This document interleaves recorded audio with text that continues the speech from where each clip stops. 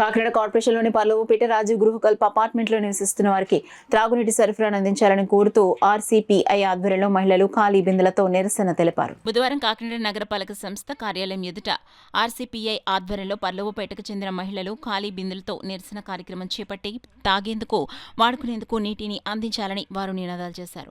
ఈ సందర్భంగా ఆర్సీపీఐ సతీష్ స్థానిక మహిళలు మాట్లాడుతూ ఈ అపార్ట్మెంట్ల వద్ద గత ఏడాది నుండి సరిగ్గా నీటి సౌకర్యం లేకపోవడంతో తీవ్ర ఇబ్బందులను ఎదుర్కొంటున్నామని ఆవేదన వ్యక్తం చేశారు.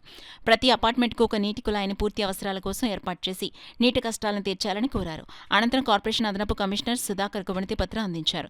ఈ కార్యక్రమంలో స్థానిక మహిళలు జీవన, వెంకటలక్ష్మి, లావణ్య, పద్మ, గీత, సత్యవతి, అమ్మాజీ, లక్ష్మి, కుమారి, సరస్వతి, ఈశ్వరమ్మ, మౌనిక, సునీత పెద్ద సంఖ్యలో మహిళలు పాల్గొన్నారు. నీలకారు వస్తుందేమో అని 5 రోజుల నుంచి మాకు నీళ్ళు లేవండి, చప్పనీళ్ళు లేవు, మంచినీళ్ళు లేవండి. మాకు పట్టుకుందామంటే 3 ఫ్లోర్లు ముసలోళ్ళు ఎక్కి దిగలేక చాలా బాధపడుతున్నారు. ఉన్న అధికారులు అయితే మేము డబ్బులు కడుతున్నాం, కట్టమన్నా కడుతున్నాం, 45 రూపాయలు కడుతున్నాండి.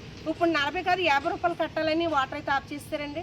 గత 5 రోజుల నుంచి మాకు శుక్రవారం నుంచి కూడా నీళ్ళు లేవండి.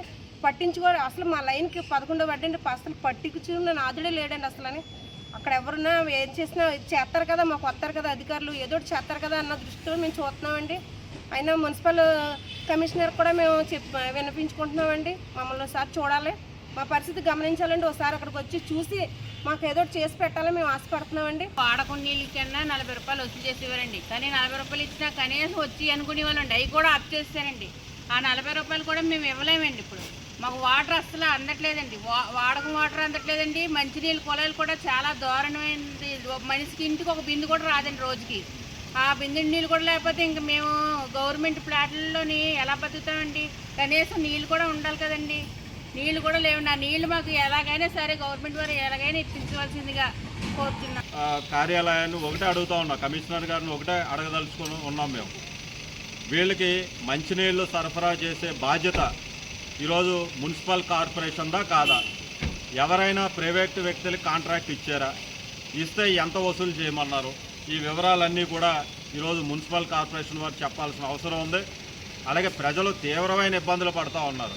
మీరు స్మార్ట్ సిటీలో దాదాపు 950 కోట్లు ఇప్పటికే ఖర్చు పెట్టాలని లెక్కలు చెప్తా ఉన్నారు. మరి 900 కోట్ల రూపాయలు మీరు దేనికి ఖర్చు చేశారని మేము అడుగుతూ ఉన్నాం. ఈరోజు పేద ప్రజలు నివసించే కాలనీల్లో కనీసం మంచినీళ్ళ సౌకర్యం కూడా మీరు ఇవ్వకుండా, ఇంటింటికి కుళాయి కూడా ఇవ్వకుండా, కేవలం పత్రికా ప్రకటనలకి ఈ పబ్లిసిటీకి మాత్రమే గొప్పగా స్మార్ట్ సిటీ అని చెప్తా ఉన్నారు. కానీ ఈరోజు ప్రజలు ఎంత దుస్థితిలో ఉన్నారో కనీసం మంచినీళ్ళు సౌకర్యం కూడా లేనటువంటి పరిస్థితి ఈరోజు కాకినాడలో ఉంది. కాబట్టి ఈరోజు మేము ఈ విషయాన్ని కమిషనర్ దగ్గర పెట్టి మేము తేల్చుకోవాలని చెప్పి ఈరోజు ఇక్కడ రావడం జరిగింది.